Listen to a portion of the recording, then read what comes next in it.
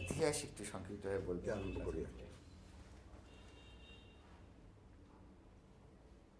আমরা যে বাংলাদেশে বাস করি, ঐতিহাসিক ভৌগোলিকভাবে তা একসময় বাংলার অংশ ছিল এবং এই বাংলার ইতিহাস অনেক পুরনো। খ্রিস্টপূর্ব তৃতীয় চতুর্থ শতাব্দী থেকে তো বটেই আমরা ইতিহাসের তথ্য পাচ্ছি। অনেকে বলছেন যে আরও আগে উপকরণ পাওয়া গেছে। তবে এই যে বাংলার মানচিত্র আমাদের মনের মধ্যে আঁকা রয়েছে, এর সীমানা বারবারই বদলেছে। এর ইতিহাসের উপর দিয়ে অনেক ঝড়ঝাপটা বয়ে গেছে। একসময় এই অঞ্চল বৃহত্তর ও ভারতের অংশ ছিল গুপ্ত সাম্রাজ্যের সময় বা ওরকম সময়। তারপরে বলা যেতে পারে যে খ্রিস্টীয় সপ্তম শতাব্দীর দিক থেকে, অর্থাৎ এখন থেকে 1300 বছর আগে, বাংলার নিজস্ব কতগুলো বৈশিষ্ট্য বিকশিত হতে থাকে। সেটা সাংস্কৃতিক জীবনে, অর্থনৈতিক জীবনে এবং সাংস্কৃতিক জীবনে। খুব বিস্তারিত বলার সুযোগ নেই, কিন্তু বলতে পারি যে ওই সময় থেকে এই অঞ্চলে, যেটা এক অর্থে পূর্ব ভারত বলা যেতে পারে, সেখানকার আঞ্চলিক বৈশিষ্ট্যগুলো প্রবল হয়ে তাকে একটা স্বাতন্ত্র্য দেয়। তবু এই বাংলা অঞ্চলের মধ্যে পশ্চিম, পূর্ব, উত্তর, দক্ষিণের এক ধরনের ভাগ ছিল। নানা রাজ্য প্রতিষ্ঠিত হয়েছে। অনেক সময় অনেক বড় অঞ্চল ধরে একই রাজবংশ রাজত্ব করেছেন। পালদের আমলে, সেনদের আমলে, পরবর্তীকালে পাঠান সাম্রাজ্যের সময় এবং আরও পরে মোগলদের সময়, তারপর ব্রিটিশদের সময়। তবে বাংলার এই ইতিহাস এবং ভূগোল বর্তমান বাংলাদেশের ইতিহাস ও ভূগোলের সঙ্গে সমান মাত্রায় নয়, কিন্তু আমরা মনে করি যে আমরা সেই পুরনো ঐতিহ্যের অনেকখানি বহন করে আছি। ভৌগোলিকভাবে বা রাষ্ট্রীয়ভাবে কোন অঞ্চল এখন আমাদের সীমানার বাইরে হলো, একসময় পারস্পরিক লেনদেন যা ছিল বা আমরা একই সাংস্কৃতিক উত্তরাধিকার বহন করেছি, এটাও মনে রাখার মতো। নিকট অতীতে কতগুলো ঘটনা আমাদের ইতিহাসকে নাড়া দিয়েছে। 1905 সালে বঙ্গভঙ্গ, যখন পূর্ববঙ্গ, আসাম একটা আলাদা প্রদেশে পরিণত হলো। তারপরে 1911-এ বঙ্গভঙ্গ রদ হয়ে গেল। কিছু পরিবর্তন হলো প্রশাসনিক এলাকার। 1947-এ আবার যখন ভারত ও পাকিস্তান দুটি স্বতন্ত্র স্বাধীন রাষ্ট্রে পরিণত হলো, ব্রিটিশদের ক্ষমতা দেওয়ার ফলে তখন এই বাংলা অঞ্চল আবার ভাগ হলো। ইতিহাসের এই যে বিভিন্ন পর্বে ধরেন একটা প্রবণতা থাকে একটু আদর্শায়িত করা, যে অতীত বাংলা, আমরা সোনার বাংলা ইত্যাদি বলি তৈরি করতে ভালোবাসি। এই কোন যুগটাকে আপনি বলবেন যে রিলেটিভলি ভালো ছিল, মানে গৌরব করার মতো ছিল? এমনিতে ইতিহাস থেকে যেটুকু মনে হয় সেটা হচ্ছে যে সুলতান হোসেন শাহের সময়টা, এটা বাংলার একটা আদর্শ সময় ছিল। মানে বঙ্কিমচন্দ্র, যিনি বাংলার ইতিহাস সম্পর্কে লিখতে আহ্বান করেছিলেন সবাইকে, এবং যিনি মুসলমানদের বঙ্গবিজয়কে খুব দুর্ভাগ্যস্বরূপ বিবেচনা করেছিলেন, তিনিও বলছেন যে এই সময়টা বাংলার সবচেয়ে গৌরবের যুগ। যখন এই হোসেন শাহ রাজত্ব হচ্ছে, বাংলার সাহিত্য সংস্কৃতি ক্ষেত্রে বড় রকম অগ্রগতি ঘটছে, চৈতন্যের আবির্ভাবে ধর্মের ক্ষেত্রে একটা নতুন আন্দোলন হয়েছে। মানে বলা যেতে পারে যে বাংলাদেশেই এই ধর্ম আন্দোলনের সূচনা। এইসব মিলিয়ে একটা বড় রকম সমাজ জীবনের স্ফুরণ আমরা তখন দেখি। এক ধরনের ধর্ম সমন্বয়, বা ওরা বলছেন যে এটাকে এক ধরনের নবজাগরণও বলা যায় আর কি। তো নবজাগরণ বলি না, বলি একটা বাংলা দেশের সার্বিক বিকাশের চূড়ান্ত পর্যায়ে তখন চলে গিয়েছিল। তার একটা কারণ হচ্ছে যে পাঠানদের শাসনকালে বাংলার যে অর্থ, এটা বাংলার বাইরে যেত না। পাঠানরা স্থায়ীভাবেই এখানে থাকতেন, কাজেই বাংলার প্রদেশের যে সম্পদ এইটা বাইরে যেত না। মোগল আমলে এই পরিবর্তনটা প্রথম হলো। মোগলরা যখন বাংলাদেশ জয় করলেন এবং একটা দূরবর্তী সাম্রাজ্যের কেন্দ্র দিল্লি আগ্রার সঙ্গে যুক্ত হয়ে গেল, তখন রাজস্ব চলে যেতে আরম্ভ করলো বাংলার বাইরে, এবং তখন থেকে এক অর্থে বৃহত্তর অর্থনীতির সঙ্গে আমরা যুক্ত হলাম, আর এক অর্থে আমাদের উপর অর্থনৈতিক চাপটা বাড়তে থাকলো। এইটা ব্রিটিশ আমলে আরও বেশি হলো, যার ফলে আমরা বলি যে বাংলার যে ধন সম্পদ এককালে ছিল সেটার অনেকখানি আমরা হারিয়ে ফেললাম। এবং আমরা কাব্য করেই সোনার বাংলা হয়তো বলতাম, কিন্তু সেটা বহু পরিমাণে যে ধ্বংস হয়ে গেল তাতে সন্দেহ নেই। এই পাকিস্তানের প্রায় তারই ধারাবাহিকতা চলতে থাকে শোষণের। হ্যাঁ, আমরা তো আশা করেছিলাম যে 47 সালে দেশ যখন ভাগ হলো, পাকিস্তান আন্দোলনের সময় তো ভাবা হয়েছিল যে পুরো বাংলা এবং আসাম পাকিস্তানের ভাগে পড়বে, সেটা হয়নি। বাংলারও ব্যবচ্ছেদ হয়ে গেল। তবু মানুষ ভেবেছিল যে এখানে এক ধরনের সমৃদ্ধি ঘটবে। সেই সমৃদ্ধি তো হলোই না, উল্টে দেখা গেল যে আমরা নানাভাবে শোষণের মুখে পড়লাম, এবং আমাদের এখানে যে সম্পদ সেটা বাইরে চলে যেতে থাকলো।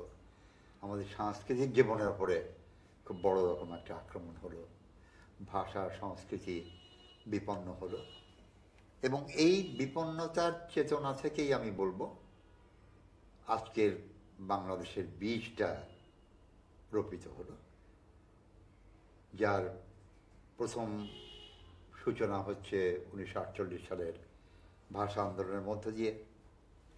এর বড় রকম স্ফুরণ 1952 সালের রাষ্ট্রভাষা আন্দোলনে, যে আন্দোলন দেশব্যাপী হয়েছিল,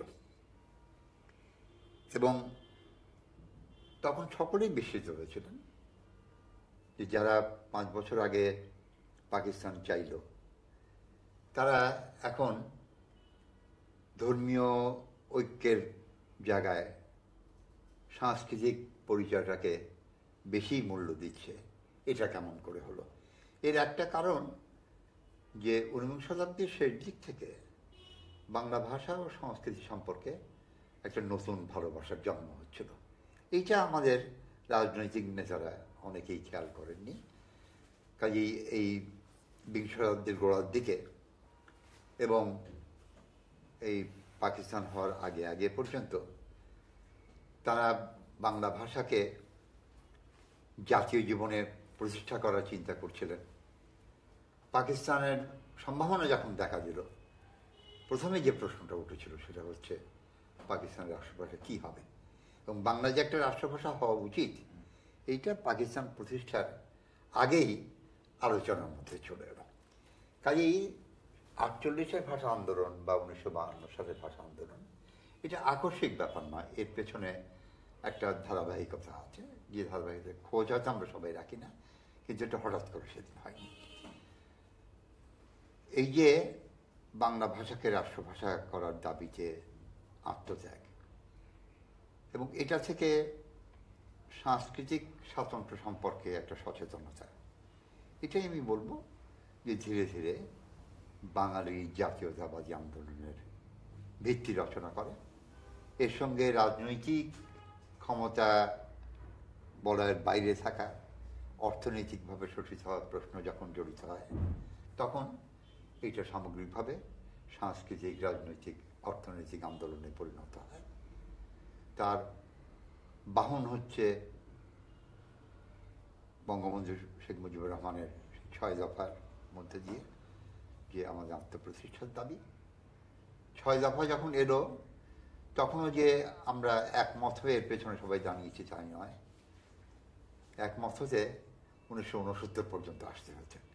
সেই গণ আন্দোলনের মধ্যে দিয়ে, আগরতলা ষড়যন্ত্র মামলার ঘটনার মধ্যে দিয়ে, এই 1969-এর গণ আন্দোলনের পরে, গণ অভ্যুত্থান বলবো, তারপরে আমরা বলতে পারি যে পূর্ববঙ্গে একটা ব্যাপক মতৈক্য সৃষ্টি হচ্ছে যে আমরা আত্মনিয়ন্ত্রণ চাই, নিজেদের শাসনভার নিজেদের হাতে নিতে চাই।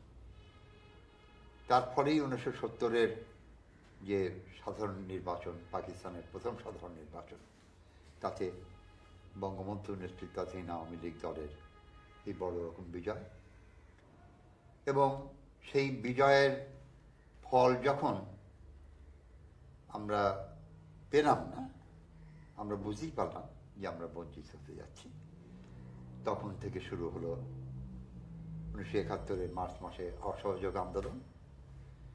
এই অসহযোগ আন্দোলন একটা অসাধারণ ঘটনা। এরকম একটি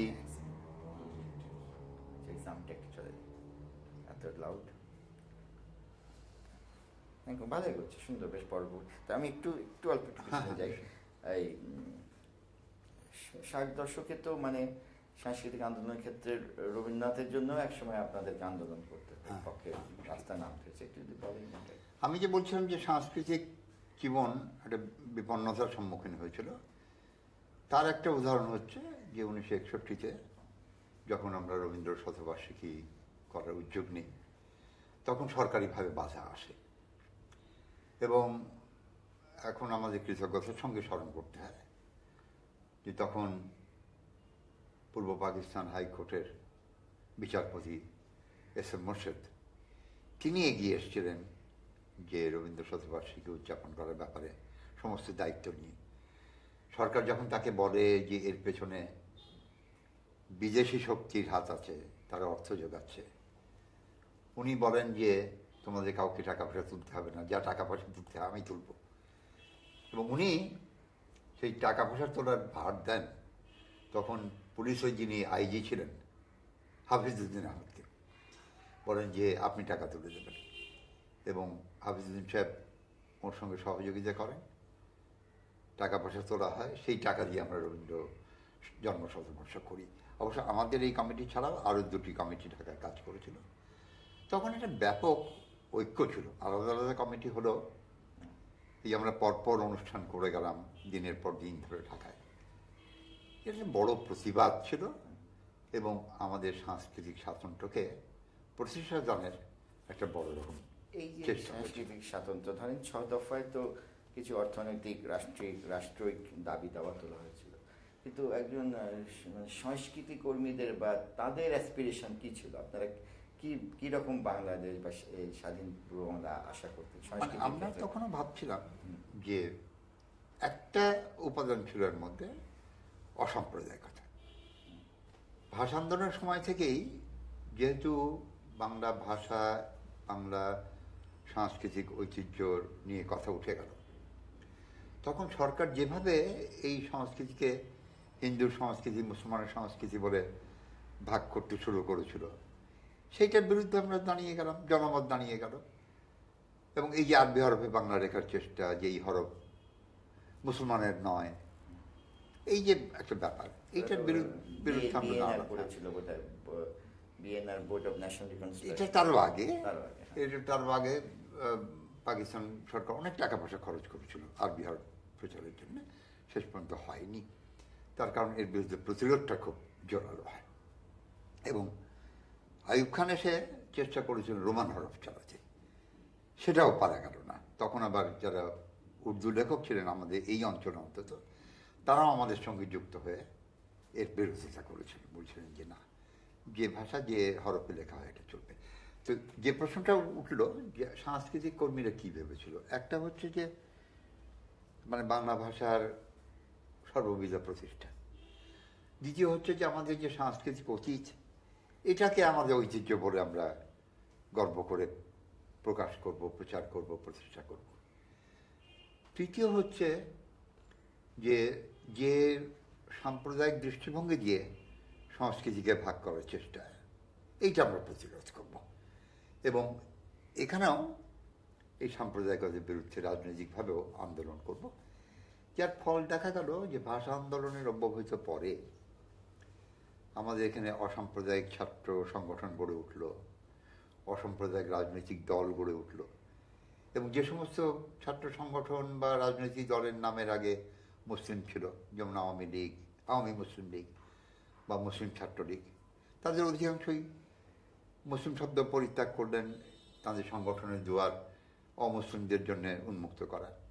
সুতরাং এই যে অসাম্প্রদায়িকের ব্যাপারটা, এইটা এই সংস্কৃতি ভিত্তিক যে জাতীয়তাবোধ তার পাশাপাশি চলেছে, এবং এইটি আমি বলবো যে আমাদের এই যে পাকিস্তানের 24 বছরের একটা বড় অর্জন।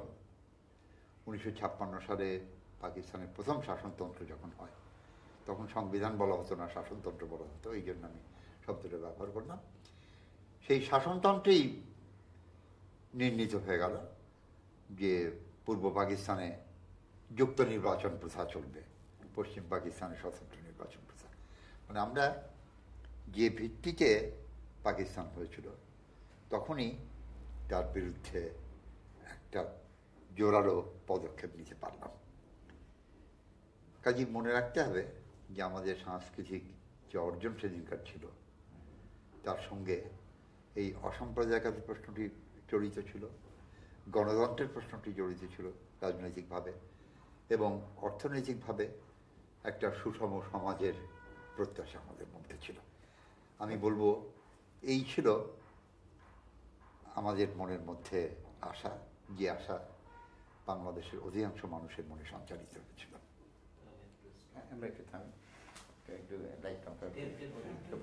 গরমও বোঝা লাগছে, আর একটা যদি আপনি টিস্যু টিস্যু রাখতে পারেন পাশে, বা রুমাল আছে না?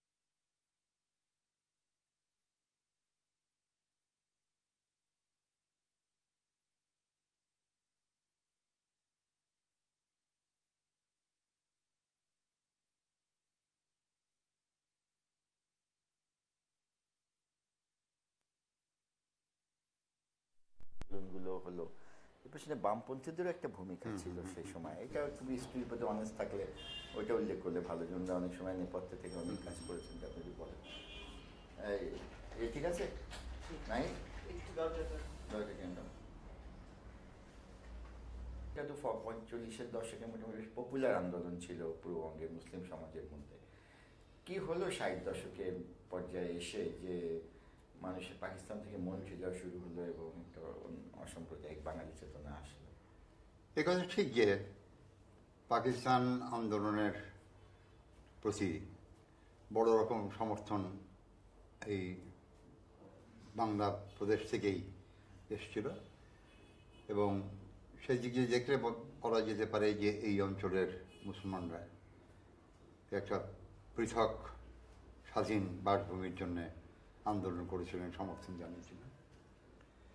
কিন্তু দেখা গেল যে পাকিস্তান প্রতিষ্ঠার প্রায় 5 বছরের মধ্যেই ভাষা আন্দোলনের মধ্যে এত বড় ব্যাপার, 4.5 বছর একেবারে হিসেব করে বলি, এটা বড় ব্যাপার হয়ে গেল, এবং যেটা কেন্দ্রীয় সরকারকে একটা বড় রকম চ্যালেঞ্জ করল। এবং আরেকটু পরে দেখা গেল, আমি যে কথা বলার চেষ্টা করেছি, যে যুক্ত নির্বাচন ব্যবস্থা প্রবর্তনের মধ্যে দিয়ে স্বতন্ত্র নির্বাচন প্রথা যার ভিত্তিতে পাকিস্তান হয়েছিল সেইটা বর্জন করা হলো।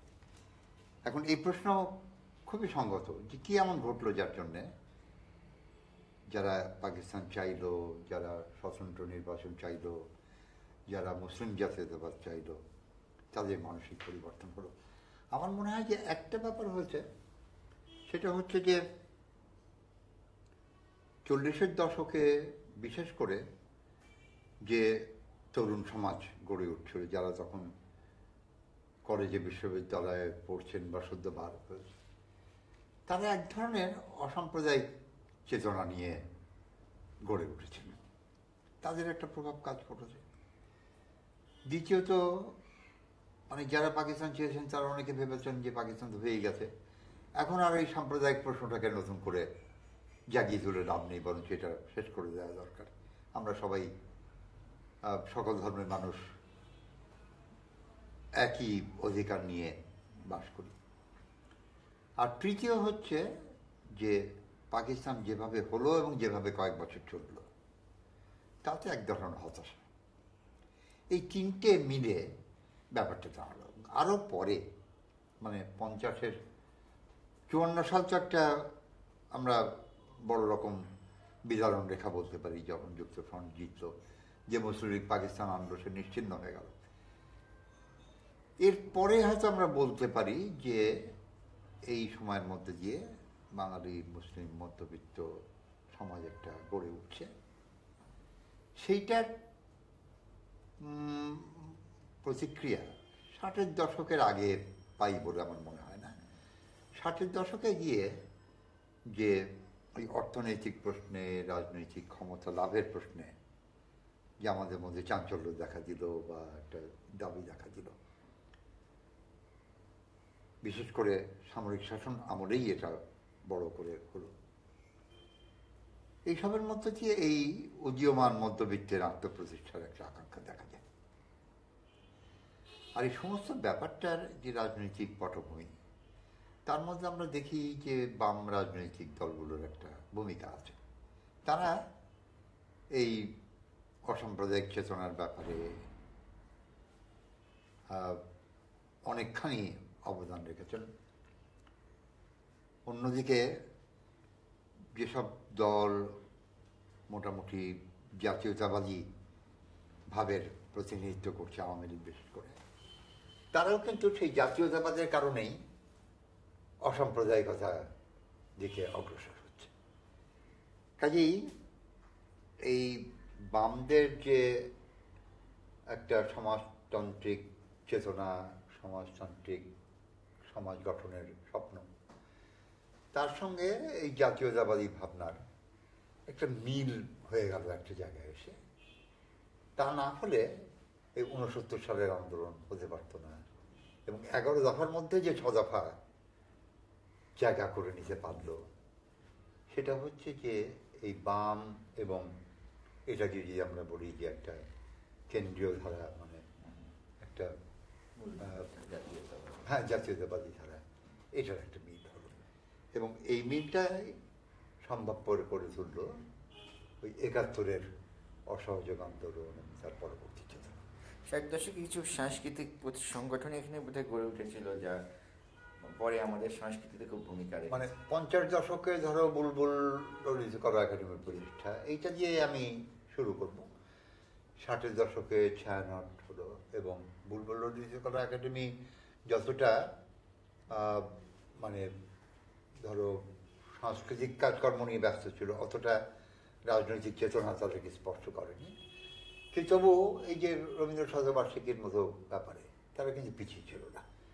আর ছায়ানট আরেকটু বেশি করে বাঙালি চেতনাকে সামনে নিয়ে এলো। নববর্ষের আয়োজন এটা আগেও ছিল, কিন্তু ছায়ানটকে যেরকম প্রাতিষ্ঠানিক রূপ দিল, এটা একটা বড় ব্যাপার। এইরকম ছোটোখাটো সংগঠন তখন আরও একটু হয়েছে, ক্রান্তি যেমন ছিল, বা এরকম কিছু কিছু হয়েছে।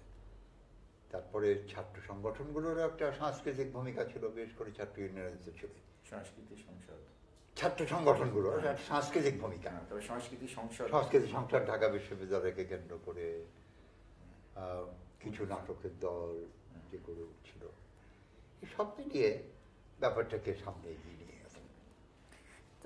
1971-এর 1 মার্চ থেকে 25 মার্চ আপনার কি উপলব্ধি, কোথায়? আমি নিজে তখন চট্টগ্রামে ছিলাম, কাজেই ঢাকার খবর প্রধানত আমি মানে শোনা খবর, বা চট্টগ্রামে যা হচ্ছিল তার সঙ্গে আমরা ঘনিষ্ঠভাবে যুক্ত ছিলাম, বিশ্ববিদ্যালয়ের শিক্ষকরা, সাংস্কৃতিক কর্মী হিসাবে।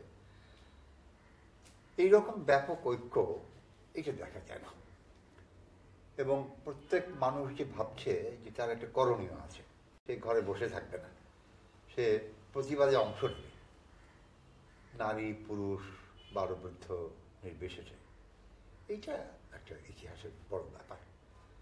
এবং এই কথা তো এখন ঐতিহাসিক সত্য যে বঙ্গবন্ধুর নেতৃত্বে যেভাবে মানুষ ওই 25 দিন মেনে নিয়েছিল, তার তুলনা পৃথিবীর ইতিহাসে পাওয়া যাবে না। যে একজন লোক ক্ষমতার বাইরে থেকে সব কিছু নিয়ন্ত্রণ করছেন, দেশে সব কিছু তার কথায় চলছে, এবং ছোটোখাটো কিছু দুর্ঘটনা ছাড়া ব্যাপক হানাহানি তো ওই 25 দিনে হয়নি। এটাও আমাদের একটা মনে রাখতে হবে। যার আশঙ্কা ছিল কি সেইটা যে রাশ টেনে রাখা গিয়েছিল, অবাঙালিদের উপরে অত্যাচার তেমনভাবে হতে যাওয়া হয়নি, কিছু ঘটেছে, হয়নি তা নয়, কিন্তু সেটা যে রাশ টেনে রাখা সম্ভবপর হয়েছিল এবং আন্দোলনটাকে মোটামুটি একটা যৌক্তিক পরিণতির দিকে এগিয়ে নিয়ে যাওয়া, এটি বঙ্গবন্ধুর একটা বড় ভূমিকা। 25শে মার্চে আপনি কোথায় ছিলেন? আমি চট্টগ্রামে। আমরা 23 তারিখে শহরে সভা সমিতি করলাম এবং তারপরে বিশ্ববিদ্যালয়ে ফিরে আসতে বাধ্য হলাম সভা শেষ না করে, কারণ তখনই ওই সোয়াজ জাহাজ নিয়ে একটা দ্বন্দ্ব শুরু হয়ে গেল এবং রাস্তায় বিভিন্ন জায়গায় ব্যারিকেড পড়তে শুরু করলো। তা আমরা ফিরে এলাম বিশ্ববিদ্যালয়ে এবং তারপরে খুব আর আমরা বেরোতে পারিনি, কিছু যোগাযোগগুলো ছিল। এই অবস্থায় 25শে রাতের ব্যাপার। 25শে মার্চ রাতে ভাইস চ্যান্সেলর ডক্টর এ আর মল্লিক তার অফিসে ডেকে পাঠান আমাদেরকে অনেককে, এবং বললেন যে উনি শুনেছেন যে ঢাকায় একটা টেলিফোন পেয়েছেন যে ঢাকায় সেনাবাহিনী নেমে গেছে পথে। তো আমরা ওর অফিস থেকে চেষ্টা করলাম প্রথমে চট্টগ্রামের সাংবাদিকদের কাছ থেকে খবর জানার, সেটা খুব সফল হলাম না। ঢাকায় তো লাইন পাওয়া খুব কঠিন। কোনো মতে দু একজনের সঙ্গে যোগাযোগ হলো, তাতে তারা বললেন যে তারা বিভিন্ন জায়গায় আগুনের শিখা দেখতে পাচ্ছেন এবং শুনতে পাচ্ছেন যে সামরিক বাহিনী নেমে গেছে, পাকিস্তান সামরিক বাহিনী, কিন্তু কেউ ঠিক বলতে পারে না কি অবস্থা। এই 25শে মার্চ রাতের ঠিক 12টার দিকে টেলিফোন লাইন বিচ্ছিন্ন হয়ে গেল। তারপর আমরা বাইরের যোগাযোগ থেকে আলাদা হয়ে গেলাম। ওটি আমাদের শেষ জানা। তখনও কোনো কোনো সাংবাদিক বলছিলেন যে না, বঙ্গবন্ধু তিনি ঠিকই আছেন, সব গুজব ইত্যাদি। এবং একজন এরকমও বললেন যে ঠিক আছে, বঙ্গবন্ধু যদি গ্রেপ্তার হয়ে থাকেন হলেন, আমি এখন ঘুমাই। মানে তিনি ভাবতেই পারেন না যে এরকম একটা ব্যাপার হয়েছে চট্টগ্রাম থেকে। তারপর আমরা কিছু আশেপাশেও চেষ্টা করছিলাম, কুমিল্লায় কথা বলা, কিন্তু ওই টেলিফোনের লাইন বিচ্ছিন্ন হয়ে যাওয়ার পর তো আর সম্ভবপর হলো না। 26শে ওই ওয়্যারলেসে হাসান তৌফিক ইমাম, তখন পার্বত্য চট্টগ্রামের ডিসি, উনি খবর দিলেন যে ওই অঞ্চলের সীমান্তে ইপিআর এর বাঙালি সেনারা তারা চলে আসছে এবং তারা চট্টগ্রাম সেনানিবাস ঘিরে রাখার জন্য বিশ্ববিদ্যালয়কে ঘাঁটি করতে আমরা যেন তাদের থাকার ব্যবস্থা করি। এই হচ্ছে 26শে মার্চের রাতে, মানে 25শে মার্চ নয়, 26শে মার্চ রাতে তারা এলেন। তাদের থাকার ব্যবস্থা, তাদের হয়ে গোয়েন্দাগিরি করা, তাদের যানবাহনের ব্যবস্থা করে দেওয়া, এইভাবে আমরা যুদ্ধের প্রথম স্তরে জড়িয়ে পড়ি। আর অসহযোগ আন্দোলনের সময় আমরা চেষ্টা করেছি রাজনৈতিক নেতাদের, মানে তখন রাজনৈতিক নেতা মানেই প্রধানত আওয়ামী লীগ এবং অংশত আওয়ামী লীগের সঙ্গে সহযোগিতা করছেন যেসব দল তাদের, এবং সব জায়গায় একটা সর্বদলীয় সংগ্রাম কমিটি রয়েছে, তাদের সঙ্গে যোগাযোগ রেখে কাজ করার। মার্চের শেষ পর্যন্ত আমরা এটা করতে পেরেছি। 30শে মার্চের পরে আর করা গেল না, কারণ তখন বোঝা যাচ্ছে যে ভেঙে পড়ছে। এবং আমরা ওই 26শে মার্চ থেকে সেনাবাহিনীর বাঙালি কর্মকর্তাদের সঙ্গে যে যোগাযোগ আমাদের ছিল, 30শে মার্চের মধ্যে সেটাও নষ্ট হয়ে গেল। তখন সবারই নিরাপত্তার চিন্তা হলো, হয়তো 30শে মার্চ আমরা ক্যাম্পাস থেকে সমস্ত শিক্ষকদের পরিবার বিদায় করে দিলাম। বেশ শৃঙ্খলাবদ্ধভাবেই দুটো পথে তাদেরকে যাওয়ার সুযোগ করে দেওয়া হলো। 31শে মার্চ ভাইস চ্যান্সেলর সপরিবারে, রেজিস্ট্রার একা এবং আমি, আমাদের দুজন ডাক্তার, আমরা ক্যাম্পাসে থাকলাম। 1 এপ্রিল আমরা ক্যাম্পাস ছেড়ে চলে এলাম একেবারে। এবং এই এপ্রিলে প্রথম দিকে আমরা কুণ্ডেশ্বরী ঔষধালয় এবং স্কুলের আশ্রয় নিলাম। তারপরে অনেকে ছড়িয়ে পড়লাম গ্রামে। আমি নিজে এই এপ্রিলের প্রথম 10-12 দিন একটি গ্রামে ছিলাম। তারপরে আমার এক বন্ধুর বড় ভাই, উনি রামগড় চা বাগানে ম্যানেজার ছিলেন, উনি আমার সে বন্ধুকে খুঁজতে গিয়েছেন, তাকে না পেয়ে আমাকে নিয়ে চলে এলেন। আমার সঙ্গে আরও 2-1টি পরিবার ছিল। আমরা রামগড়ে এলাম। সেখানে মেজর জিয়া তখন ছিলেন, ক্যাপ্টেন রফিক ছিলেন, এরাও ওই যুদ্ধ করতে করতে ওখানে এসছেন। হাসান তৌফিক পার্বত্য চট্টগ্রামের ডিসি তিনি ছিলেন, বজলুর রহমান পার্বত্য চট্টগ্রামের এসপি তিনি ছিলেন। তো এই রামগড় থেকে আমরা 25শে এপ্রিল আগরতলায় চলে এলাম। এই 1 মাস আর কি দেশের মধ্যে থাকা সম্ভব হয়েছিল। তারপরে আগরতলায় এসে মে মাসের মাঝামাঝি কলকাতায় চলে গেলাম। কলকাতায় গিয়ে আবার নতুন করে এই মুক্তিযুদ্ধের কাজে যোগ দিতে পারলাম। আগরতলায় এর সুযোগ খুব সীমিত ছিল, যদিও ওখানে একটা আঞ্চলিক সংগ্রামের দপ্তর ছিল বা জোনাল অফিস বলা হতো, এটা ছিল। কিন্তু আমরা খুব একটা কাজ করতে পেরেছিলাম তা নয়, কাজের পরিকল্পনা কিছু কিছু হয়তো হয়েছে। তো মে মাসে কলকাতায় আসার পরে কাজ করার সুযোগ হয়েছিল। প্রবাসী সরকারের এমনি সাংস্কৃতিক কি কার্যকলাপ ছিল? প্রবাসী সরকারের খুব একটা ছিল তা বলবো না।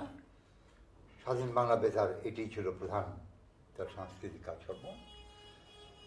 কিন্তু অনেকগুলো সাংস্কৃতিক উদ্যোগ বেসরকারিভাবে নেওয়া হয়েছিল। একটি ছিল liberation council of the intelligentsia বলে, Bangladesh liberation council of the intelligentsia. Doctor A R মল্লিকের সভাপতি ছিলেন, জহির রায়হান সাধারণ সম্পাদক, আমাদের সহকর্মী ডক্টর বেলায়েত হোসেন যুগ্ম সম্পাদক।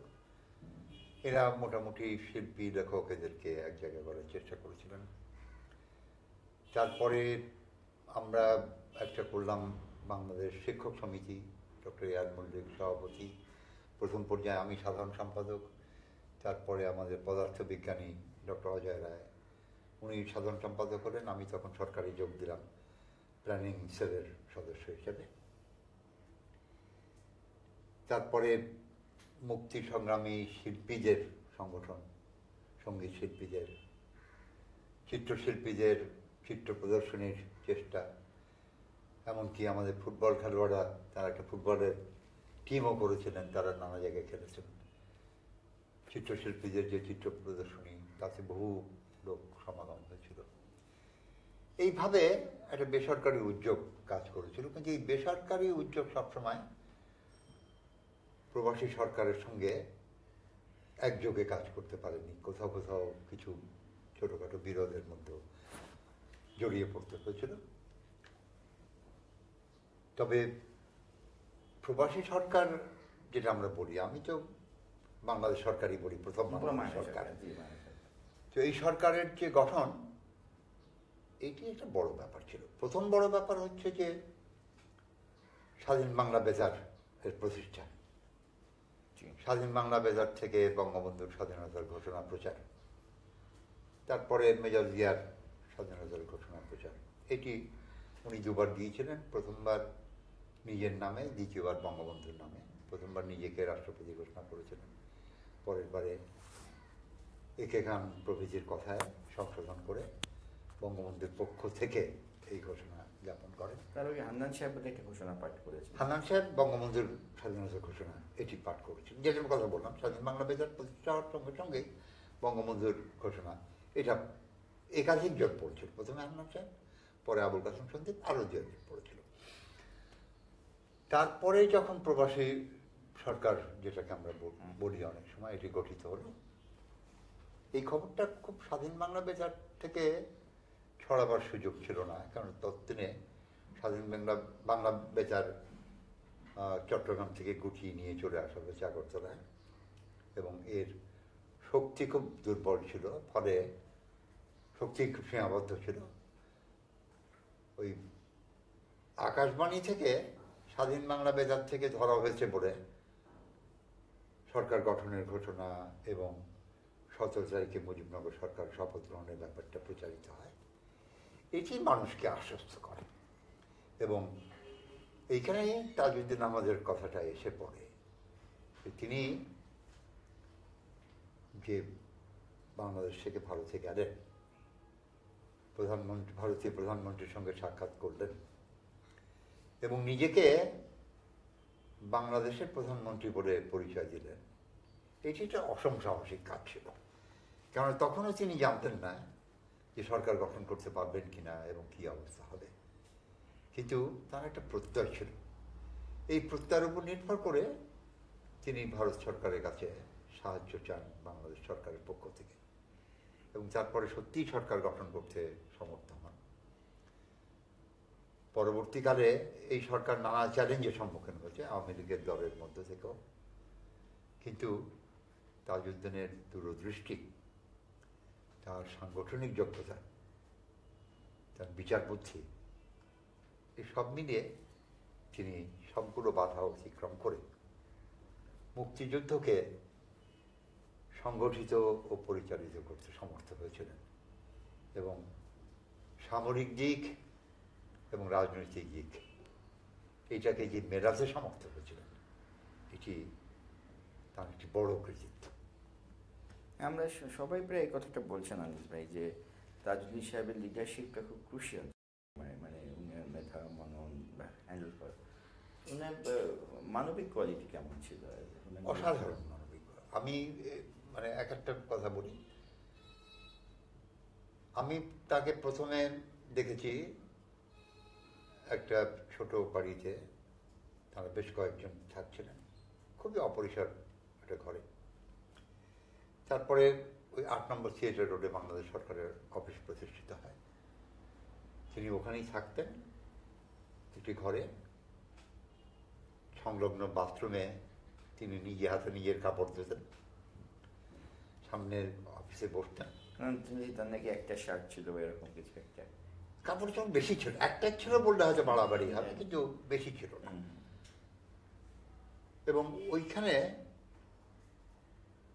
তাজউদ্দিনের সম্পর্কে আমি এই কথাটা একাধিকবার পড়েছি, যে আমি দুটো ঘটনা, একটা হচ্ছে মানে একটি আমার নিজের দেখা। আমি এক সকালে গেলাম তার অফিসে, দেখি যে ওর চোখ দুটো লাল হয়ে আছে, চুল উস্কো উস্কো।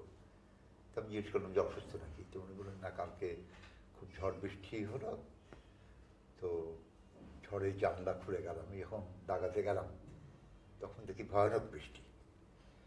তো আমার মনে হচ্ছে যে যারা রেফিউজি ক্যাম্পে আছে এই ঝড় বৃষ্টিতে কী দুরবস্থা তাদের, এইটা ভেবে বাকি রাত ঘুমোতে পারি। এইটা আমার নিজের দেখার ঘটনা। আরেকটি, যে তার সচিব ছিল মতিউর রহমান বলে, তার কাছ থেকে শোনা যে ও একদিন সকালে অফিসে এসে দেখে যে প্রধানমন্ত্রী নেই। তো কোথায় ও খুঁজছে, গিয়ে দেখে যে ওই 8 নম্বর থিয়েটার রোডের চত্বরেই একটা আউট হাউসে ওর পিয়ন থাকতো। পিয়ন সকালবেলা আসেনি বলে উনি খুঁজতে গেছেন, গিয়ে দেখেন তার জ্বর। মতিউর রহমান গিয়ে দেখে যে তাজউদ্দিন সাহেব বদনা দিয়ে পিয়নের মাথায় পানি ঢেলে দিচ্ছে। এই হচ্ছে ওর মানবিক গুণের কথা। এবং আমি নিজে বলি, এই তখন এই মুক্তিযুদ্ধের মধ্যেই ঈদ এসে গেল, তুমি আমাকে ডেকেছেন, আমি গেছি। তো আসার সময় দেখি উনি আমার হাতে একটা খাম দিচ্ছেন, কিসের খাম? ওই 500 টাকা। তো 500 টাকা আমি তখন সরকারি জয়েন করেছি সদ্য, তখন 500 টাকাই মাইনে। আমি নেব না, উনি আমাকে বলছেন যে সামনে ঈদ আসছে, এটা আমি আপনার বাচ্চাদের জন্য দিলাম। এই সমস্ত ছোট ছোট ব্যাপার, এগুলো একজন মানুষের মানবিক গুণগুলোর পরিচয় পাওয়া যায়।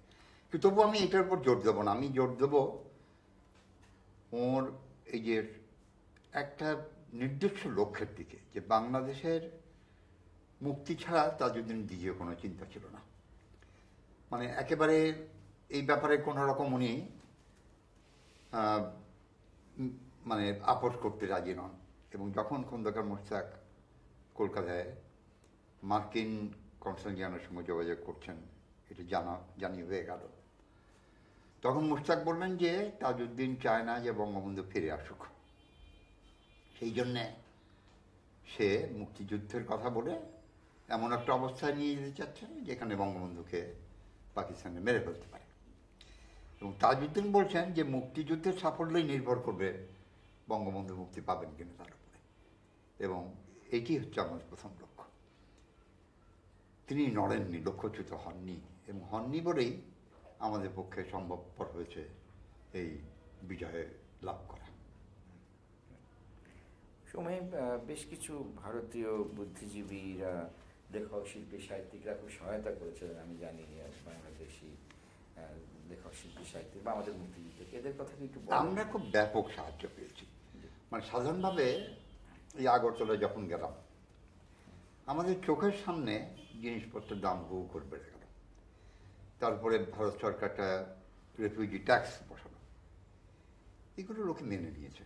তখন ত্রিপুরায় যে জনসংখ্যা, তার চেয়ে আমাদের শরণার্থীর সংখ্যা বেশি, এরকম একটা অবস্থা। ভারতীয় জনগণের থেকে কোনো পাননি, প্রতিবাদ বা আপত্তি কোনো? না, সব মানে কোনো কোনো জায়গায় প্রশ্ন উঠেছে, তারা ভাবতেন যে আমরা ভারতের সঙ্গে মিলে যাব কিনা, এরকম একটা প্রত্যাশা ছিল। আমরা যখন বলছি যে দেখুন আমরা তো যুদ্ধ করছি, এটা আমার নিজেরই অভিজ্ঞতা, এরা বাদে জিজ্ঞেস করেছে বাঙালিদের সবাই যে আপনার কি ভারতের সঙ্গে মিলে যাবেন? আমি বলছি আমরা তো যুদ্ধ করছি স্বাধীনতার জন্য। তো বলছেন যে তাহলে ভারত কেন আপনাদের সাহায্য করবে? তাই আমি বললাম যে আপনারা যে ভিয়েতনামের যুদ্ধে একটা পক্ষকে সমর্থন করছেন, সে কি এই আশায় যে তারা ভারতে যোগ দেবে? একটা নৈতিকতার প্রশ্নেই আমরা আপনাদের সাহায্য চাই, এরকম ব্যাপার একটা হচ্ছে। পশ্চিমবঙ্গে আবেগটা খুব প্রবল ছিল, এবং ওখানে শিল্পী সাহিত্যিকরা একদম প্রথম থেকেই এগিয়ে এসছেন। দুটি সংগঠন বিশেষ করে উল্লেখযোগ্য, একটা হচ্ছে কলকাতা বিশ্ববিদ্যালয় বাংলাদেশ সহায়ক সমিতি। কলকাতা বিশ্ববিদ্যালয়ের ভাইস চ্যান্সেলর সত্যেন সেন ছিলেন এর সভাপতি, এবং সিনেট সদস্য দিলীপ চক্রবর্তী এর সাধারণ সম্পাদক। এরা বাংলাদেশের শিক্ষকদের জন্য প্রচুর কাজ করেছেন। আমরা শিক্ষক সমিতি করেইছিলাম এদের পরামর্শ, এবং করে এদের সঙ্গে হাত মিলিয়ে কাজ করেছি। তারাশঙ্কর বন্দ্যোপাধ্যায় ছিলেন এই লেখক শিল্পীদের গঠিত সহায়ক সমিতির, বাংলাদেশ সহায়ক সমিতির সভাপতি। দীপেন্দ্রনাথ বন্দ্যোপাধ্যায় ছিলেন তার সাধারণ সম্পাদক। এরাও খুব বড় রকম সাহায্য আমাদের করেছিলেন। পশ্চিমবঙ্গের প্রাক্তন গভর্নর পদ্মজা নাইডুর সভাপতিত্বে আরেকটি সংগঠন হয়েছিল, সেখানে 3 জন সম্পাদক ছিলেন। একজন শিশির কুমার বসু, শরৎ বসুর পুত্র, নেতাজির ভ্রাতুষ্পুত্র, এবং ইরা মিত্র একজন সম্পাদক, আর একজন বীণা দাস, যিনি অ্যান্ডারসনকে গুলি করতে গিয়েছিলেন সেই আমলে। এই যে একটি সংগঠন।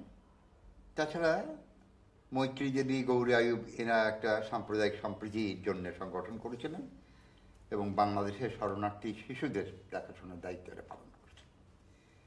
এই সব সংগঠনগুলো থেকে আমরা খুব সাহায্য পেয়েছি, নানা রকম সাহায্য। তারপরে ওই নেতাজি রিসার্চ ইনস্টিটিউটে, ওখানে তারা বাংলাদেশের একটা আর্কাইভস করার জন্য জায়গা ছেড়ে দিয়েছিলেন, সেটাও আমাদের খুব কাজে এসেছিল। আর বিদেশি প্রতিষ্ঠানের মধ্যে ইন্টারন্যাশনাল রেফিউজি অ্যাসোসিয়েশন তারা আমাদের বেশ কিছু সাহায্য করেছেন। বাংলাদেশের লোকদের চেষ্টায় যে সংগঠনগুলো গড়ে উঠেছিল তার মধ্যে আমাদের ব্যারিস্টার আমিরুল ইসলামের নেতৃত্বে গড়ে ওঠে ইন্টারন্যাশনাল ভলেন্টিয়ার্স অ্যাসোসিয়েশন, এটিও সক্রিয় ছিল। বাইরের সাহায্য এরা পেয়েছে, সরকারি সাহায্য পেয়েছে। তো আমি এইভাবে বলি যে আমরা বাংলাদেশ, আমার নিজের অভিজ্ঞতা থেকে বলি, বাংলাদেশ শিক্ষক সমিতির পক্ষ থেকে ভারতের বিভিন্ন জায়গায় আমরা সভা সমিতি করে বাংলাদেশের ব্যাপারটা বোঝাবার চেষ্টা করি এবং বেশ কয়েকটা টিম বিভিন্ন অঞ্চলে যায়। প্রথম দলে ডক্টর মল্লিকের সঙ্গে আমি ছিলাম। আমাদের কলকাতা বিশ্ববিদ্যালয়ের থেকে কয়েকজন ছিলেন, একজন বিষ্ণুকান্ত শাস্ত্রী পরে উত্তরপ্রদেশের গভর্নর হয়েছিলেন, হিন্দির শিক্ষক ছিলেন, একজন অনিল সরকার কমার্সের শিক্ষক, আরেকজন অনিরুদ্ধ রায় ইসলামিক ইতিহাসের শিক্ষক, সৌরেন ভট্টাচার্য বলে একজন কলেজ শিক্ষক। আমরা সব একসঙ্গে গেছি উত্তর ভারতে এবং এই উত্তর ভারতে যাওয়ার উপলক্ষেই ভারতের প্রধানমন্ত্রী ইন্দিরা গান্ধীর সঙ্গে আমাদের সাক্ষাৎকার হয়। আমরা তার কাছে বাংলাদেশের স্বীকৃতির জন্য আবেদন করি, শরণার্থী শিবিরগুলোয় স্কুল খোলার জন্য আবেদন করি এবং সর্বোপরি সব রকম সাহায্যের প্রার্থনা করি। তিনি বলেছিলেন যে যে দেখুন, স্বীকৃতির ব্যাপারটা কেবল আমাদের জাতীয় ব্যাপার নয়, এটার সঙ্গে একটা আন্তর্জাতিক প্রশ্ন জড়িত আছে, কাজে আমাকে সময় দিতে হবে। তবে স্বীকৃতি যদিও আপনার পাননি আনুষ্ঠানিকভাবে বাংলাদেশ সরকারের অথবা আপনাদের ভারতে নিজেদের কাজ করতে কি কোনো অসুবিধা হচ্ছে, তখন বলতেই হলো যে হচ্ছে না। তখন বলছেন যে আপনাদের যে অসুবিধা হবে না এই গ্যারান্টি আমি দিতে পারি, আপনারা আপনাদের কাজ করুন, যখন সময় আসবে নিশ্চয়ই আমরা স্বীকৃতি দেব। এবং ওই সময় কেন্দ্রীয় মন্ত্রিসভার বেশ কয়েকজন মন্ত্রীর সঙ্গে কথাবার্তা বলে আমাদের ধারণা হয় যে ভারত সরকার অনুভব করছেন যে একটা সময় হয়তো সরাসরি যুদ্ধে জড়িত হওয়ার প্রশ্ন উঠে যাবে, কিন্তু তারা তখনও চীনের ভূমিকা সম্পর্কে সন্দিহান ছিলেন। সুতরাং এই উত্তর পূর্ব অঞ্চলে বরফ পড়ে যখন চলাচলে অযোগ্য হয়ে যাবে ওই সময়ের অপেক্ষা তারা করছিলেন। এই উপলব্ধিটা আমরা ওই জুন জুলাই মাসেই আমাদের হয় এবং আমরা তখন থেকে ভাবতে শুরু করি যে ডিসেম্বরে হয়তো একটা পরমক্ষণ আমাদের জন্য আসতে পারে, এইটুকু বলতে পারি। এরা পাকিস্তানিরা আমাদের ধরেন যে যাদের হত্যা করেছে তাদের একটা তালিকা আমরা ব্যাপক সংখ্যক দেখি, শিক্ষকদের তারা টার্গেট করতো। পাকিস্তান আর্মি বিশ্ববিদ্যালয়ের শিক্ষক, কলেজ শিক্ষক, এমনকি স্কুলের শিক্ষক, শিক্ষকদের বিশেষ করে পাকিস্তান এখন টার্গেট করেছে। আপনি শিক্ষক হিসেবে বলবেন কেমন? এর একটা কারণ আমি ব্যাখ্যা করতে পারি, সেটা হচ্ছে আমি আগস্ট মাসের পাকিস্তানের কাগজে পড়ছি, ওরা বলছেন যে এই যারা পাকিস্তান আন্দোলনের জন্য এতটা করেছিল আজকে তারা পাকিস্তান ভাঙতে উদ্যত কেন, এবং তার একটা কারণ হিসেবে তারা বলছেন যে পূর্ব পাকিস্তানে হিন্দু শিক্ষক অনেক, এই হিন্দু শিক্ষকরা ছেলে মেয়েদের মস্তিষ্ক ধোলাই করে ফেলেছে এবং এদের প্রভাবে মুসলমান শিক্ষকরাও দেখা যাচ্ছে তারাও পাকিস্তানের আদর্শ বিরোধী কাজকর্মের সঙ্গে জড়িত। এইটা একটা তাদের থিসিস হিসেবে তারা তৈরি করে ফেলে যে পাকিস্তানের ভিত্তি দুর্বল হওয়ার মূলে হচ্ছে শিক্ষকদের একটা ভূমিকা।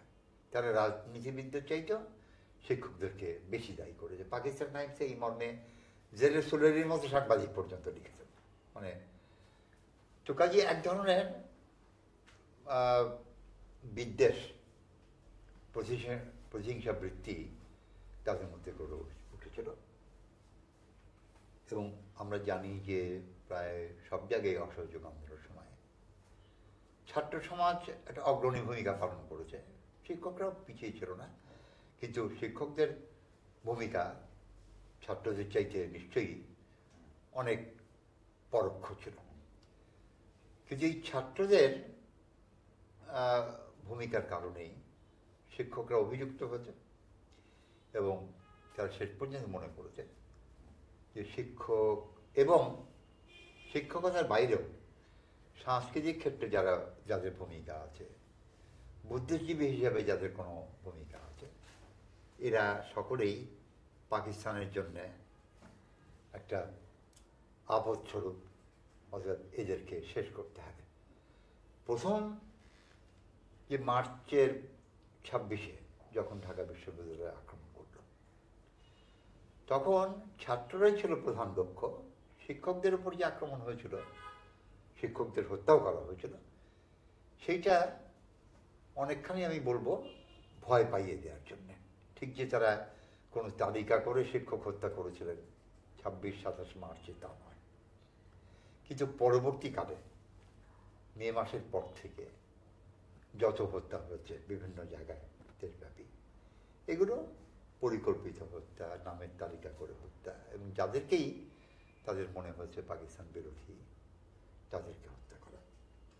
আর শেষ সময় যখন তারা দেখছে যে এই দেশ আর তাদের কবলে থাকবে না, তখন পাকিস্তান সেনাবাহিনী এবং তাদেরকে যারা সাহায্য করেছে পূর্বাপর, সে আল বদর আল শামস, এদের চিন্তা হচ্ছে যে যতটা সম্ভব এদেরকে মেধাশূন্য করা।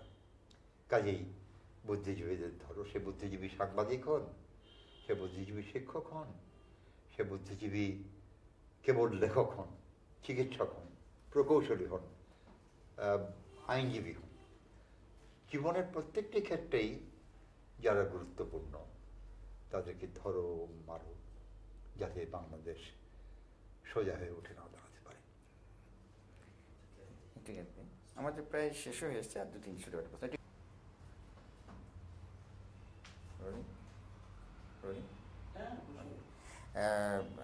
আমাদের একটু ওই বঙ্গবন্ধুর ব্যাপারটা একটু বলেন, তার ভূমিকা, নেতৃত্ব, মানুষ হিসেবে। আমি অসহযোগ আন্দোলনে বঙ্গবন্ধুর ভূমিকার কথা বলেছি।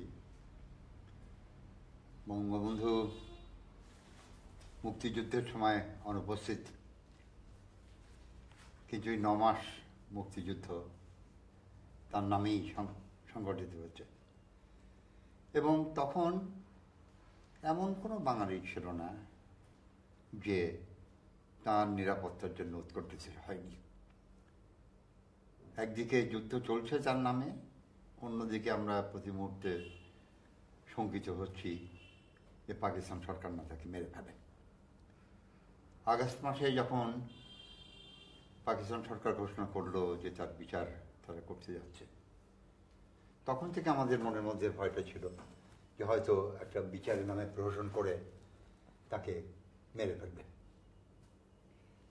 এটি আমাদের সৌভাগ্য যে আন্তর্জাতিক চাপের কারণে পাকিস্তান এটা পারেনি, এবং বঙ্গবন্ধু সশরীরে স্বাধীন বাংলাদেশে ফিরে এসে আমাদের সামনে দেশের নেতা হিসেবে আবার হারানো সূত্র তুলে ধরলেন। কিন্তু এই 9 মাসে বঙ্গবন্ধু সম্পর্কে মানুষের যে আবেগ আমি দেখেছি, তার কোনো তুলনা হয় না। তখন তার জন্য প্রাণ দিতে পারে এরকম মানুষের সংখ্যা বিপুল ছিল। আমাদের মধ্যে থেকে কেউ তার প্রাণ নিতে পারে, এটা ছিল অভাবিত, কিন্তু সেই অভাবিত ব্যাপারটাই শেষ পর্যন্ত ঘটল। মুক্তিযুদ্ধে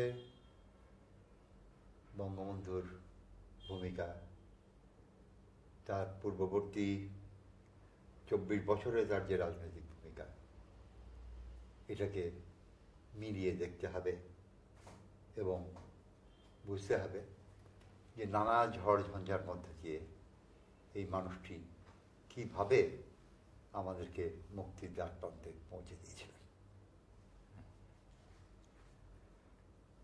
শরণার্থী জীবনের কোনো বিশেষ অভিজ্ঞতা বলবেন যেটা আপনার মনে খুব দাগ কেটেছিল? শরণার্থী জীবনের দুঃখ কষ্ট আমি যতটা ভোগ করেছি তার চেয়ে দূর থেকে দেখেছি। আমি বললাম যে দেশের মধ্যে প্রথম 1 মাস ছিলাম, যেভাবে হোক সময়টা কেটে গেছে। তারপরে আগরতলায় থাকলাম 3 মাসের মতো একটি পরিত্যক্ত হস্টেলে। আমাদের প্রত্যেক পরিবারের জন্য একটি করে ঘর বরাদ্দ করা হয়েছিল। সেই ঘরে আমরা থাকতাম, আমাদের টাকা পয়সার কষ্ট ছিল। একদিন আমি সেই হস্টেলে ফিরে এসেছি। আমার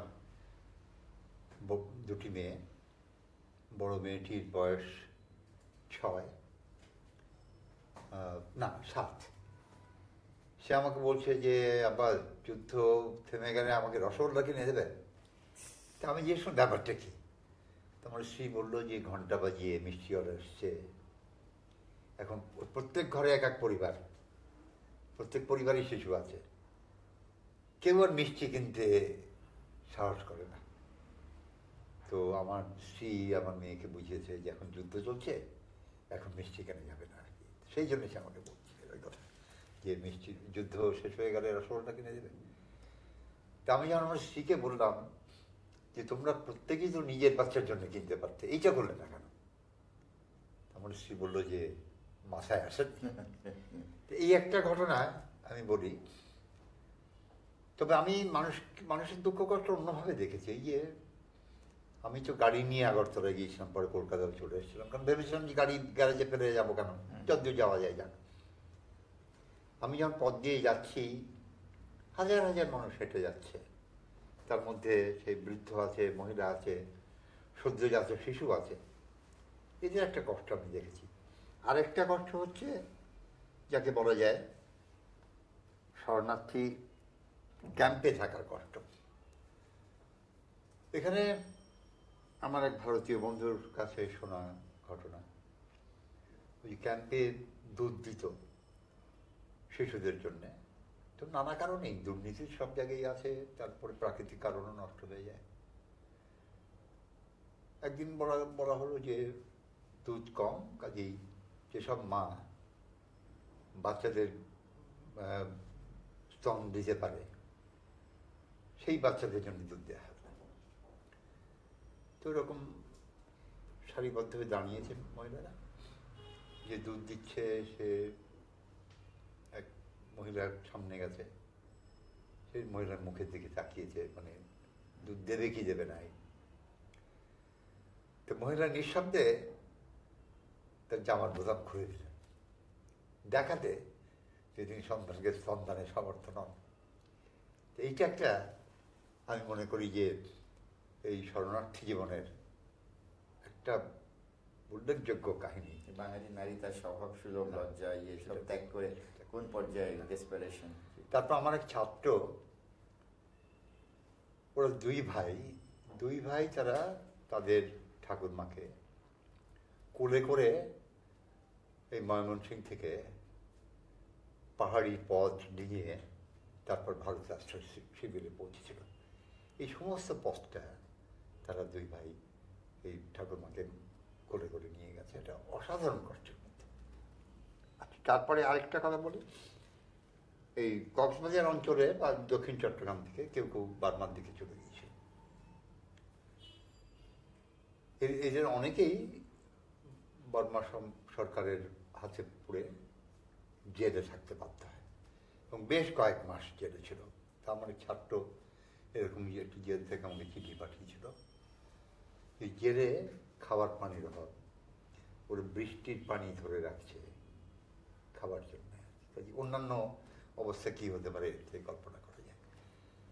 তো এইরকম অবর্ণনীয় দুর্ভোগ। আমার এই সহকর্মী চট্টগ্রাম বিশ্ববিদ্যালয়ে আমার একই বিভাগে কাজ করতেন, তিনি এক আত্মীয়ের বাড়িতে ছিলেন। রাত্রে ঘুমোতেন ফুটপাথে চাদর পেতে। আমার সৌভাগ্য যে কলকাতায় যাওয়ার পরে আমার স্ত্রীর ফুপা ওখানে ছিলেন, তাদের বাড়িতে আশ্রয় পেয়েছিলাম তাদের পরিবারের সঙ্গে। তাও আমি আমার স্ত্রী, আমাদের 2 বাচ্চা, আমার শ্যালক, তার স্ত্রী, তাদের এক বাচ্চা, এতগুলো রোগ হঠাৎ করে গিয়ে পৌঁছলাম এবং থাকলাম। তাদেরও অপরিসীম কষ্ট হয়েছে, কিন্তু ওই ক্যাম্পে থাকার কষ্ট আমাকে করতে হয়নি, কিন্তু অনেক কষ্টের কথা আমি পরোক্ষভাবে জানি। মুক্তিযুদ্ধের সময় এখানে থেকে ভিতরে থেকে সরকারের ভেতরে থেকে অনেকে হয়তো অবদান রেখেছেন, এরকম কোনো জিনিস না? অনেক সময় আপনি তো বলতে চেয়েছিলেন যে না, আমি বলছিলাম সরকারের মধ্যে বিরোধের কথা। বিরোধে সরকার, হ্যাঁ, চক্রান্ত যেটা, হ্যাঁ ওইটা একটু বলেন। আমি তাজউদ্দিনের কথা যে বলছিলাম এবং বলছিলাম যে নানা বাধা বিঘ্নের সম্মুখীন তাকে হতে হয়েছে, এর মধ্যে এক একটা উল্লেখযোগ্য যে মুক্তিযুদ্ধের সময় যারা ছাত্র নেতা তারা একটা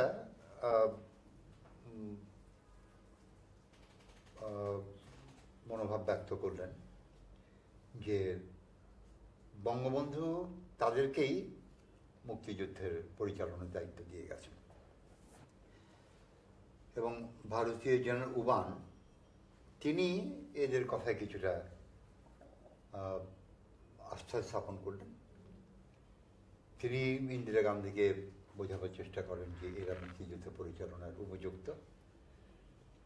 তখন ভারত সরকার একটা সমান্তরাল বাহিনী গড়ে তোলার ব্যাপার সিদ্ধান্ত নিল, যেটা মুজিব বাহিনী নামে পরিচিত, যে তারা আলাদা ট্রেনিং নেবে, আলাদা অপারেশন করবে।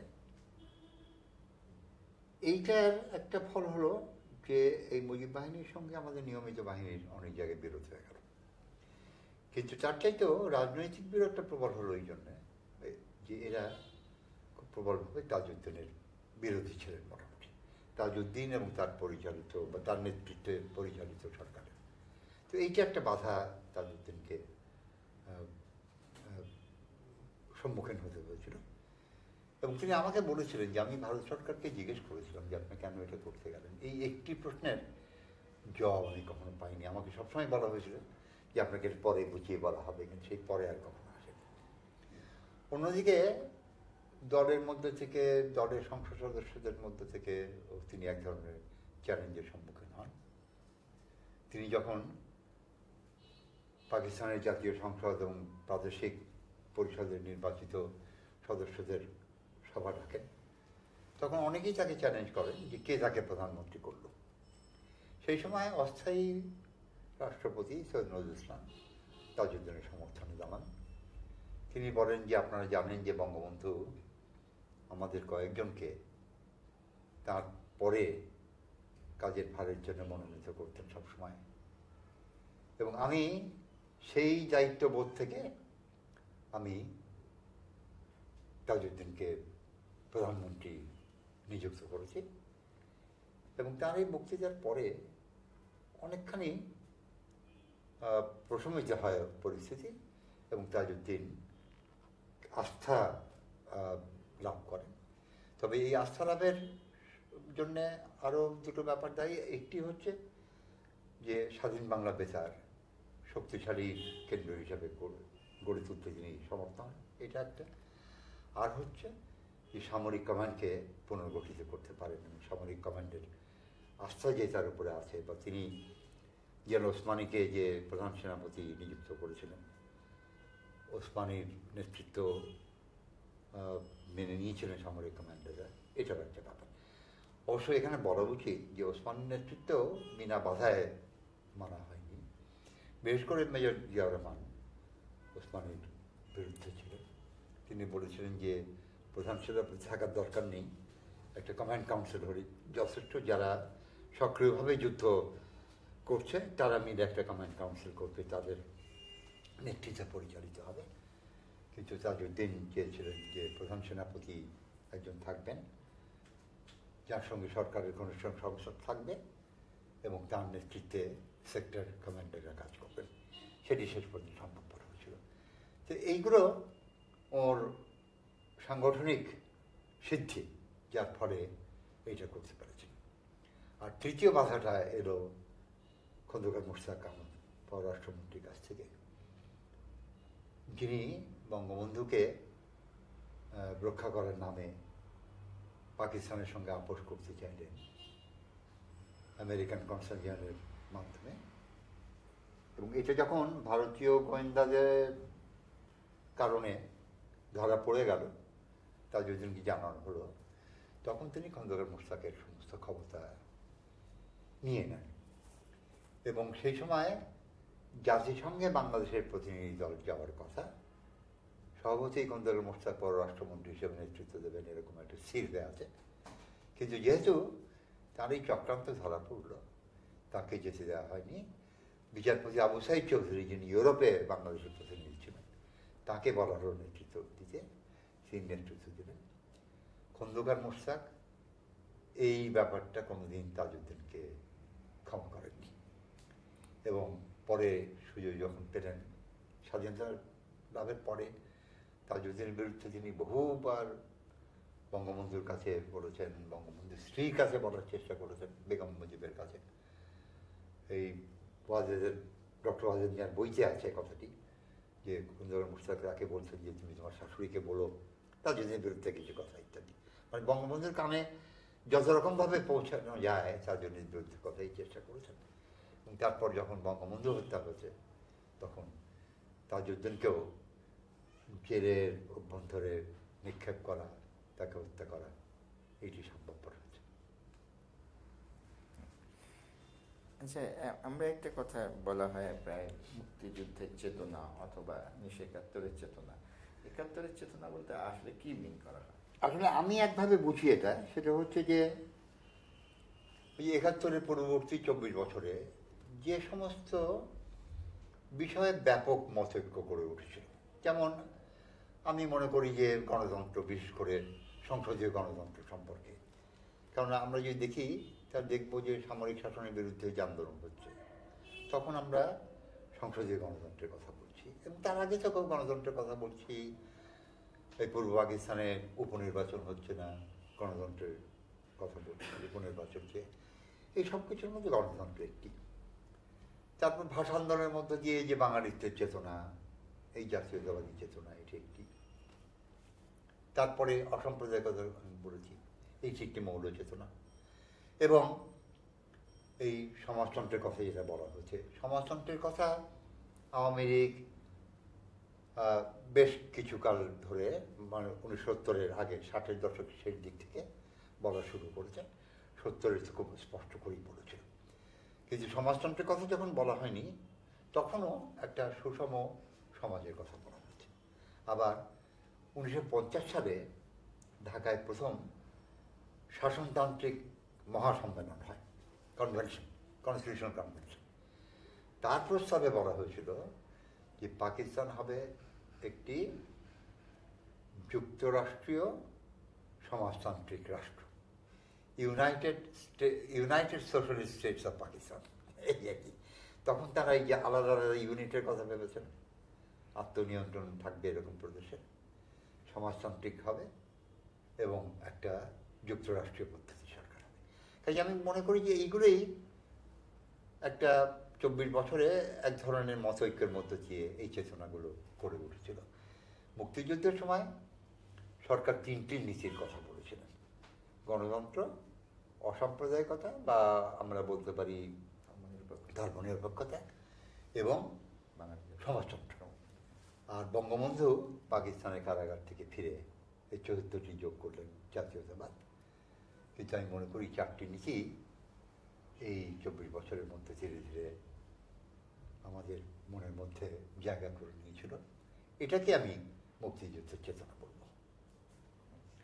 সেই যে বুদ্ধিজীবীদের পাকিস্তানের যে পরিকল্পনা করে হত্যা করলো, এর মধ্যে কেউ আপনার সহকর্মী ছিলেন, কেউ শিক্ষক ছিলেন, এই টোটাল বিষয়টা সম্বন্ধে আমাদের একটু বলেন। কি তাদের পরিকল্পনাটা কি ছিল? আমার শিক্ষকদের মধ্যে অনেকেই আমি হারিয়েছি। মনির চৌধুরী,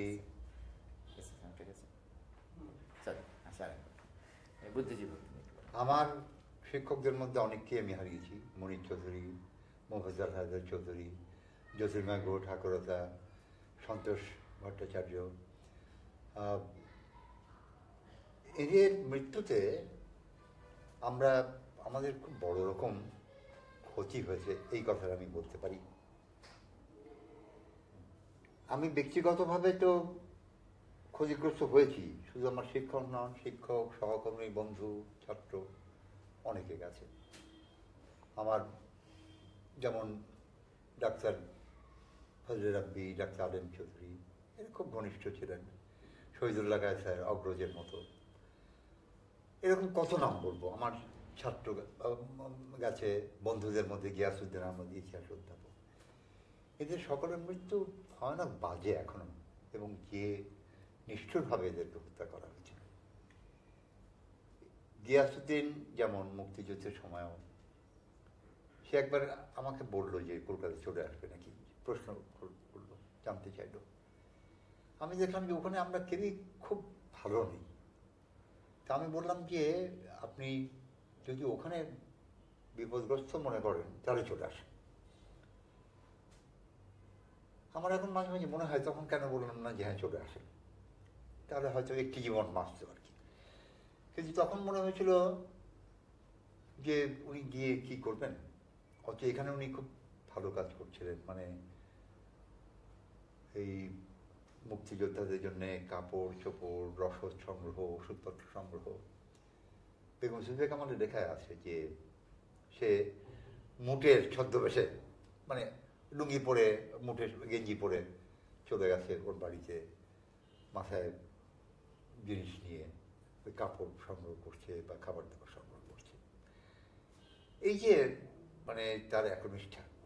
কিন্তু সবাই তো সক্রিয় ছিলেন তা নয়, অনেকে মনে মনে বাংলাদেশের পক্ষে ছিলেন কিন্তু সক্রিয়ভাবে কাজ করতে পারেননি। কিন্তু এই যে মনে থাকা, এটাই তাদের জন্য যথেষ্ট ছিল। মনির চৌধুরী যে বহুকাল রাজনীতির সঙ্গে নিজেকে বিযুক্ত করে ফেলেছিলেন, কিন্তু ওই যে এককালে বামপন্থী চেতনায় উদ্বুদ্ধ ছিলেন, এইটা তারা পড়েনি। মোহাম্মদ রাজা চৌধুরীকে প্রহার করেছে এবং বলেছে যে রবীন্দ্রনাথের বই লিখেছ। তো এইগুলো তো ভোলার ব্যাপার নয় যে এই মানুষগুলো কিভাবে জীবন দিয়েছে এবং কেন দিয়েছে। আজকে আমরা যারা বাংলাদেশ হওয়ার কিছু সুফল অন্তত পেয়েছি, তারা এদের ত্যাগ এবং এদের কষ্ট স্বীকারের কথা ভুলে যাচ্ছি। এর চেয়ে বড় আত্মপ্রাণী হয় না।